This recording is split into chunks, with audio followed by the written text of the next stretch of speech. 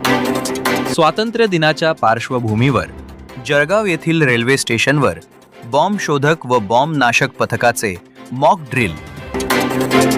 जळगाव शहरात अवैधरित्या सुरू असलेल्या कॅफे कॉलेज कट्टावर रामानंद नगर पोलिसांनी टाकला छापा.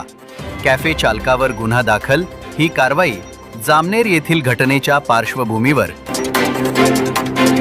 विभाजन विभीषिका स्मृती दिनानिमित्त जळगावात हातात पेटती मशाल घेऊन रॅलीचे आयोजन. यावेळी आमदार, माजी महापौर, माजी नगरसेवक, माजी नगरसेविका, भाजपचे कार्यकर्ते व पदाधिकाऱ्यांची मोठ्या संख्येत उपस्थिती. येत्या 17 रोजी उपमुख्यमंत्री अजित पवार जळगावच्या दौऱ्यावर. राष्ट्रवादी काँग्रेस पार्टीच्या वतीने आयोजित पत्रकार परिषदेत माहिती. काउंटडाऊन सुरू.